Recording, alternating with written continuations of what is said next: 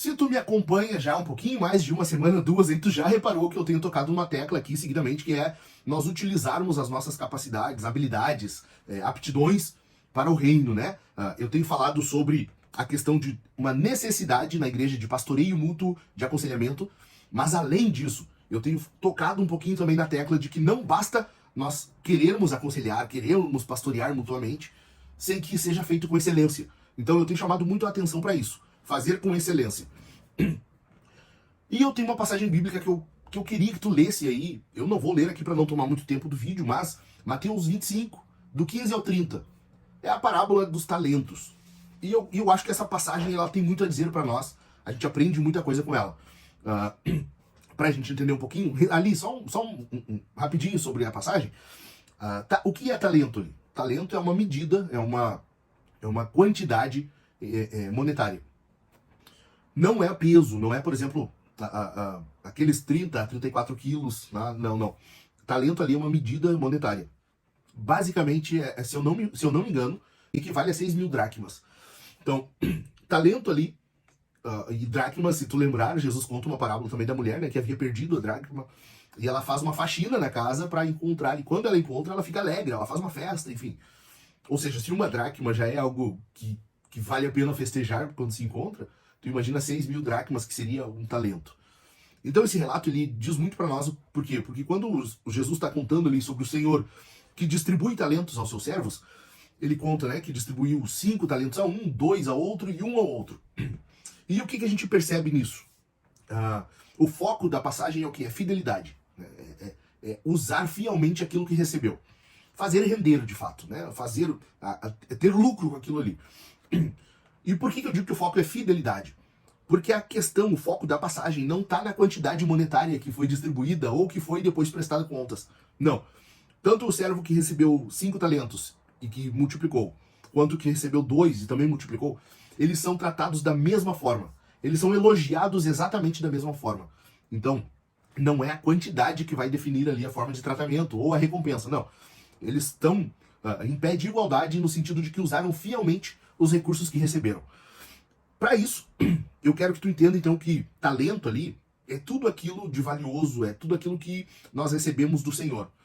Então, pode ser dons, pode ser tuas aptidões naturais, facilidades ou capacidades que tu tem para desempenhar algo na igreja, ok?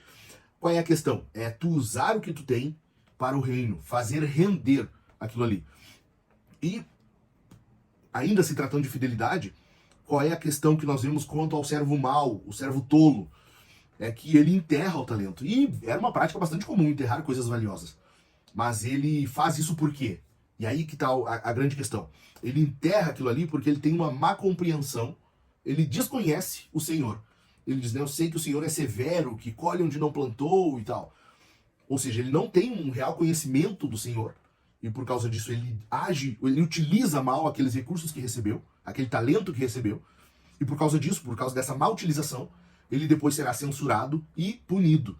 Então, nós teremos um paralelo disso em Paulo. Paulo vai dizer, né, que nós conhecemos por mordomia cristã, é o que? É nós utilizarmos tudo que recebemos de Deus. Nós entendermos de que não temos nada nosso, nada é genuinamente nosso. Tudo nós recebemos de Deus. Se nós recebemos dele, nós devemos gerir bem isso e fazer render para o Senhor. Essa é a grande questão da fidelidade.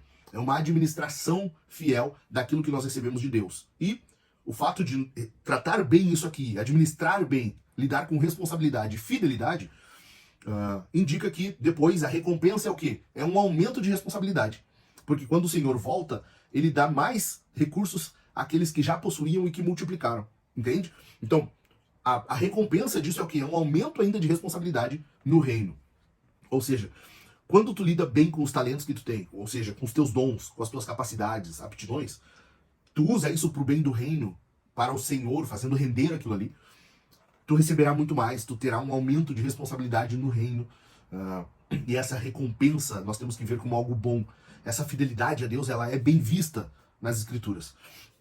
Diferente do terceiro servo, o servo mau, o servo tolo, que enterra o seu talento, não rende, e quando o Senhor volta, ele é censurado, e a recompensa dele é qual? É o inferno, né? É o lago de fogo, é a punição eterna, a condenação. Então, ali seria o quê? Seria a preguiça, a má administração, não fazer render aquilo que recebeu. É isso que eu tenho te chamado a atenção ultimamente, e eu gostaria que tu focasse muito nisso. É utilizar bem aquilo que tu tem. E às vezes as pessoas, né, usam desculpinhas, enfim. Ah, não, mas eu não tenho condições, eu ainda tenho que cuidar de mim. Ou eu tenho que aprender mais primeiro.